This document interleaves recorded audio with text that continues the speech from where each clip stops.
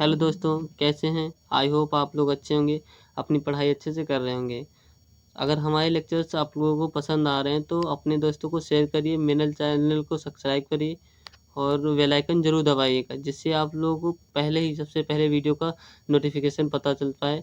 ठीक है, इसी तरह से by language hand writing notes में हम वीडियो बनाते हैं। आप लोगों को नोट्स भी बनाने की ज़रूरत नहीं है, हम इसीलिए थोड़ी सी मेहनत एक्स्ट्रा करते हैं कि आप लोगों को नोट्स अच्छे मिल जाएँ। ये नोट्स आप लोग के सफिशिएंट है, किसी भी एग्ज़ाम की तैयारी कर रहे हो आप लोग इससे मतलब पढ़ सकते हैं, इसको लिख भी सकते हैं, कोई दिक्कत नहीं है। पूरा कंटेंट अच्छे से मिलेगा आपको। कई सारी बुक का कंपोजिशन है कंटेंट में। ठीक है, आप लोगों को अच्छे से समझ आ रहा होगा। ठीक है, स्टार्ट करते हैं। Thyroid gland. थायराइड ग्लैंड की अगर बात करें तो ये एक इंडोक्राइन ग्लैंड है। कैसी ग्लैंड है?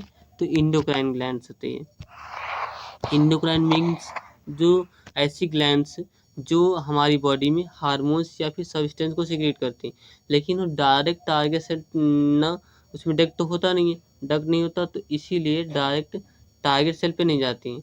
ये सिक्रेट करती हैं ब्लड में, अपना सब्सटेंस जो होता है ब्लड में सिक्रेट करती है और ब्लड के थ्रू पूरी बॉडी में जाता है और टारगेट ग्लैंड तक जाता है, टारगेट टिश्यू तक या टारगेट सेल तक जाता है। किसके थ्रू? ब्लड के थ्रू। ठीक है, इसको बोलते हैं इंडोक्राइन ग्लैंड। तो थायराइड ग्लैंड एक इंडोक्राइन ग्लैंड है जो कि पाई कहाँ जाती है? जो नेक होता है, नेक रीजन में लैरिंग्स और ट्रेकिया के सामने पाई जाती है। लैरिंग्स और ट्रेकिया के सामने पाई जाती है। किस लेवल पे पाई जाती है अगर बात करते हैं तो जो सर्वाइकल होती हैं, 5th 6th और 7th, 5वीं 6ठी और 7वीं जो सर्वाइकल वर्टिब्री होती हैं और फर्स्ट थोरेसिक वर्टिब्री होती है, उसके लेवल पे पाए जाते हैं। मतलब 5th सर्वाइकल वर्टिब्री से फर्स्ट थोरेसिक वर्टिब्री तक पाई जाती हैं। अगर ग्लैंड की बात करें तो ये ग्लैंड जो होता है एक फाइब्रस और हाईली वैस्कुलर जो मेम्ब्रेन होती है उससे कवर रहती है, जो प्रोटेक्शन देने का काम करते हैं इसको। ये अप्रॉक्स कितने वेट कितना होता है? तो 25 ग्राम के आसपास इसका वेट होता है। ठीक है, ये बटरफ्लाई शेप की होती है, बाइलोब्ड होती है। थायराइड ग्लैंड बटरफ्लाई शेप की होती है और बाइलोब्ड होती है। ठीक, इसके दोनों लोब्स होते हैं और ट्रेकिया के सामने जो इस्थमस होती है, इस्थमस से जो होता है जुड़े रहते हैं। ट्रेकिया के सामने इस्थमस पाई जाती है, उससे जुड़े रहते हैं। अगर इसकी लेंथ की बात करते हैं अप्रॉक्स 5 सेंटीमीटर जो है इसकी लेंथ होती है और विड्थ की अगर बात करते हैं तो 3 सेंटीमीटर इसकी जो है चौड़ाई होती है। 5 सेंटीमीटर लेंथ हो गई, 3 सेंटीमीटर चौड़ाई हो गई। ठीक है, अगर थायराइड ग्लैंड्स की बात करते हैं ब्लड सप्लाई कैसे जाती है तो जो सुपेरियर और इन्फीरियर थायराइड आर्टरी होती है, सुपेरियर और इन्फीरियर थायराइड आर्टरी जो होती है ना, कैरोटिड आर्टरी, उससे होता है। इन सुपेरियर इन्फीरियर जो थायराइड आर्टरी होती है उससे थायराइड ग्लैंड को ब्लड मिलता है। लेकिन ये थायराइड आर्टरी आती कहाँ से है, किसकी ब्रांचेस होती है? तो जो सुपेरियर आर्टरी होती है वो branch of external carotid artery, external जो बाहर साइड जो कैरोटिड आर्टरी होती है उसकी ब्रांच होती है सुपेरियर आर्टरी। और इन्फीरियर आर्टरी की अगर बात करें तो इन्फीरियर आर्टरी होती है ब्रांच ऑफ सब क्लेविन आर्टरी। किसकी? सब क्लेविन आर्टरी होती है उसकी ब्रांच होती है। वीनस ड्रेन, ब्लड आ तो गया, फिर उसको जाना भी तो चाहिए, तो जाता कैसे? तो जो इंटरनल जुगुलर वेन होती है, इंटरनल जुगुलर वेन होती है उसके थ्रू जो है वीनस ब्लड जाता है। ठीक है, थायराइड ग्लैंड में कुछ सेल्स पाए जाते हैं जिनको हम बोलते हैं पैरा फॉलिकुलर सेल्स। क्या बोलते हैं? Parafollicular cells. ये सेल्स होते हैं कैल्सिटोनिन हार्मोन सिक्रेट करती हैं। क्या सिक्रेट करती हैं? कैल्सिटोनिन हार्मोन सिक्रेट करती है। Parafollicular cells calcitonin hormone को सिक्रेट करती हैं। ठीक है, फिर अगर बात करते हैं जो थायराइड ग्लैंड होती है वो कौन से हार्मोन से सिक्रेट करती है? थायराइड ग्लैंड जो होती है वो जो एंटेरियर पिट्यूटरी होती है, कौन सी? एंटेरियर पिट्यूटरी जो होती है उसके बारे में मैंने बता दिया है, इससे पहले वाला लेक्चर जो है एंटेरियर पिट्यूटरी का था। ठीक है, उससे जो टीएसएच सिक्रेट होता है, थायराइड स्टिमुलेटिंग हार्मोन्स, कौन सा?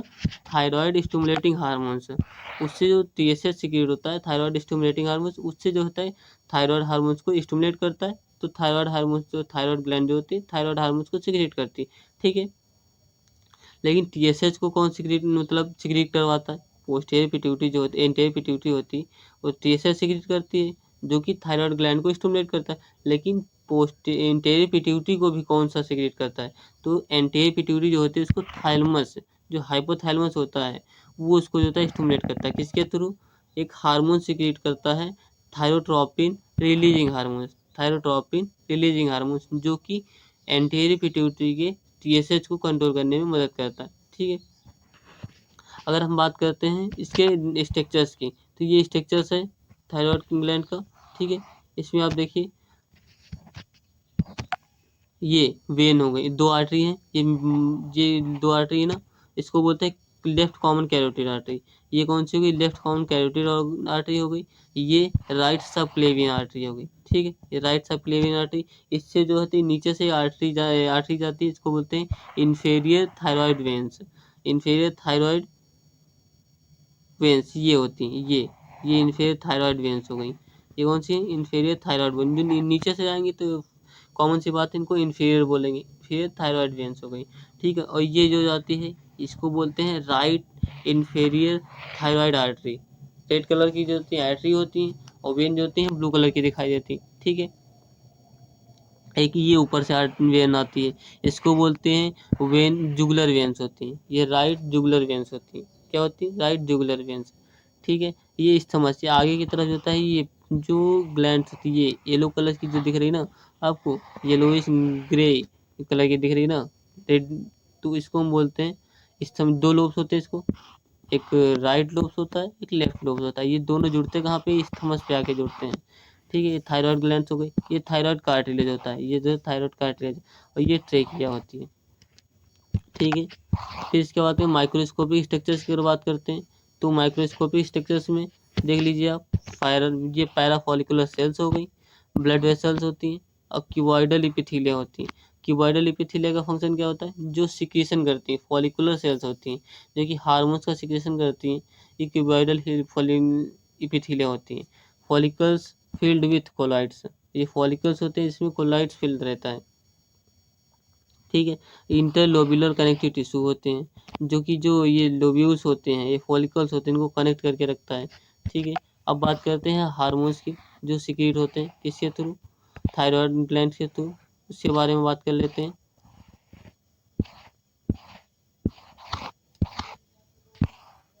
ये बता दिया मैंने कि थायराइड हार्मोन्स को सिक्रीट कैसे होता है, थायराइड हार्मोन्स।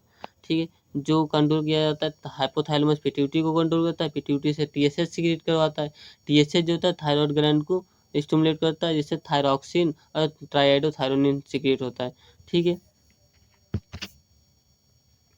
ये कब कब सिक्रीट होता है? अगर बात करें जो थायराइड रिलीजिंग हार्मोन्स होता है, ट्राइआइडो थायरोट्रो जो थायरोट्रोपिन रिलीजिंग हार्मोन्स होता है, कब कब अधिक सिक्रीट होता है? कब कब पिट्यूटरी को मतलब जो थायराइड ग्लैंड्स होती है उसको कब कब ज़्यादा सिक्रीट करने की ज़रूरत होती है? तो जब स्ट्रेस होता है, एक्सरसाइज के समय, स्ट्रेस के समय, और मेल न्यूट्रिशन, लो प्लाज्मा ग्लूकोज लेवल, जब ब्लड में प्लाज्मा ग्लूकोज जो होता है, प्लाज्मा में जो होता है ग्लूकोज लेवल कम हो जाता है, और सोते समय इनका सिक्रेशन ज़्यादा होता है। ठीक, ज़्यादा हुआ तो थायराइड ग्लैंड को स्टिमुलेशन देंगे, थायराइड ग्लैंड थायरॉक्सिन सिक्रेट करेगी। ठीक है, अब बात करते हैं थायरॉक्सिन और ट्राइआइडोथायरोनिन की। इसकी बात करते हैं थायरॉक्सिन और ट्राइआइडोथायरोनिन की। दो हार्मोन सिक्रेट होते हैं ना थायराइड ग्लैंड से। एक पहला होता है थायरॉक्सिन, कौन सा? पहले थायरॉक्सिन, दूसरा ट्राइआइडोथायरोनिन, दूसरा ट्राइआइडोथायरोनिन। अगर इन दोनों हार्मोन्स की बात करें तो ये आयोडीन के कंपोनेंट्स होते हैं। किसके है? आयोडीन के कंपोनेंट्स होते हैं। 3 या 4 जो होते हैं इसमें आयोडीन के एटम्स होते हैं, जिससे ये होता है मिलके बना होता है थायरॉक्सिन तो ट्राइआइडोथायरोनिन। ठीक है, थायराइड ग्लैंड की बात करते हैं तो आयोडीन को ब्लड से लेती है। थायराइड ग्लैंड होते हैं क्योंकि आयोडीन के कंपोनेंट्स ही होते हैं थायरॉक्सिन हार्मोन्स, हार्मोन्स होते हैं थायराइड के, तो लेती कहाँ से है ब्लड? तो ब्लड से होता है आयोडीन लेती है। ये हार्मोन जो होता है निगेटिव फीडबैक मैकेनिज्म पे काम करता है। निगेटिव फीडबैक मैकेनिज्म क्या होता है? जैसे थायराइड जब ब्लड में हमारे इसका लेवल कम हो जाता है, थायराइड हार्मोन्स का लेवल कम हो गया, तो ये सिग्नल पहुंचाता है हाइपोथैलेमस को, हाइपोथैलेमस टीआरएच सिक्रीट करता है, थायरोट्रोपिन रिलीजिंग हार्मोन से। थायरोट्रोपिन रिलीजिंग हार्मोन सिक्रीट हो, वो जो होता है पिट्यूटरी पे जाता है, एंटीरियर पिट्यूटरी, एंटीरियर पिट्यूटरी को स्टिमुलेट करता है, तो एंटीरियर पिट्यूटरी टीएसएच सिक्रीट करती है, thyroid stimulating hormones. Thyroid stimulating hormones जो होता है फिर जाता है थायराइड ग्लैंड के पास, वो सिक्रीट करवाता है थायरोनिन और ट्राइआइडोथायरोनिन और थायरॉक्सिन हार्मोन्स को सिक्रीट कराने में काम करता है। ठीक, T3 और T4 जो होता है फीटस जो होता है 3 मंथ का, उसमें भी से उसमें सिक्रीट होना स्टार्ट हो जाता है। लेकिन प्रेगनेंसी के समय फीमेल्स में जो होता है, वुमेन्स जो होती हैं उसमें प्रेगनेंसी के समय जो होता है इसका सिक्रेशन बहुत ज़्यादा होता है थायरॉक्सिन और ट्राइआइडोथायरोनिन का। ठीक है, T3 जो होता है टारगेट सेल पे, जब T4 होती है सेल्स, T4 मतलब थायरॉक्सिन जो होता है, थायरॉक्सिन जब टारगेट सेल पे पहुंचता है वो T3 में कन्वर्ट हो जाता है, ट्राई आइडो थायरोनिन में कन्वर्ट हो जाता है। ठीक है, फंक्शन की ओर बात करते हैं। तो फंक्शन जो होता है ये सेल्स के जो न्यूक्लियस होते हैं, सेल्स के जो न्यूक्लियस होते हैं ना, सेल्स का जो न्यूक्लियस होता है उसके जीन्स को जो होता है रेगुलेट करता है। कौन? T3 और T4 हार्मोन्स जो प्रोटीन्स के सिंथेसिस को कम या ज़्यादा करवाते हैं। और ये एड्रेनलिन को सिक्रीट करता है, एड्रेनलिन या एपिनेफ्रिन, नॉरएड्रेनलिन, नॉरएपिनेफ्रिन, इनको जो सिक्रीशंस में मदद करता है। अगर बात करें बॉडी के जो बेसल मेटाबॉलिक रेट होता है, बेसल मेटाबॉलिक रेट होता है उसको भी कंट्रोल करता है कौन? थायराइड ग्लैंड्स, थायराइड हार्मोन से। और ये हीट प्रोडक्शन करवाता है।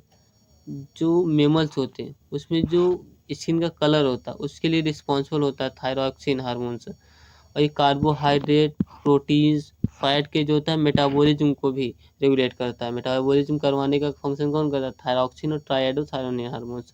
ये स्केलेटल मसल्स, स्केलेटल सिस्टम्स और नर्वस सिस्टम्स की ग्रोथ और डेवलपमेंट भी करवाता है। जो स्केलेटल सिस्टम्स हो गया और नर्वस सिस्टम हो गया, इसके ग्रोथ और डेवलपमेंट के लिए रिस्पॉन्सिबल कौन होता है? Thyroid hormones. ये heart, skeletal muscles, skin, digestive system, reproductive system के फिजियोलॉजिकली फंक्शन को भी इफेक्ट करता है। फिर अगर बात करते हैं जो ये आयोडीन, आयोडीन मेन इसका सोर्स क्या है? थायरॉक्सिन का, थायरोनिन का। तो ये आयोडीन के कंपोनेंट्स होते हैं। तो ये आयोडीन के होम्योस्टेसिस को मेंटेन करके रखता है। इससे आयोडीन के होम्योस्टेसिस को मेंटेन करता है। हमारी बॉडी एक दिन में कितना आयोडीन इंटेक करती है? अप्रॉक्स 150, मतलब 150 माइक्रोग्राम जो होता है इंटेक्ट करती है। 150 माइक्रोग्राम इंटेक्ट करती है आयोडीन। अब बात करते हैं कैल्सिटोनिन हार्मोन्स की। कैल्सिटोनिन हार्मोन सिक्रीट होता है पैराफॉलिकुलर सेल से। ठीक है, पैराफॉलिकुलर सेल्स कौन थी? जो थायराइड ग्लैंड में पाई जाती हैं, पैराफॉलिकुलर सेल्स। ठीक है, अगर बात करें कैल्सिटोनिन की, तो कैल्सिटोनिन हार्मोन जो होता है पैराफॉलिकुलर सेल से या फिर सी सेल से सिक्रीट होता है। और ये ब्लड में कैल्शियम के लेवल को कम करने में मदद करता है। अगर कैल्शियम का लेवल ज़्यादा हो जाता है, ठीक है, तो उसके लेवल्स को कम करता है। कैसे कम करता है?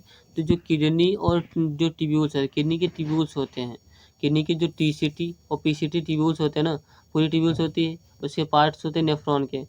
तो उसके बाद जो DCT होता है उससे जो होता है कैल्शियम के रीअब्जॉर्प्शन को भी इनहिबिट कर देता है, रोक देता है, जिससे कैल्शियम का लेवल जो है ब्लड में कंट्रोल रहता है। पैराथायरॉयड की अपोजिट काम करता है। पैराथायरॉयड हार्मोन्स कैल्शियम के लेवल को बढ़ाता है ब्लड में, लेकिन जो कैल्सिटोनिन होता है वो कैल्शियम के लेवल को कम करता है। ठीक है, कैल्सिटोनिन जब कैल्शियम का लेवल ब्लड में ज़्यादा हो जाता है तब ये कैल्सिटोनिन हार्मोन सिक्रीट होता है।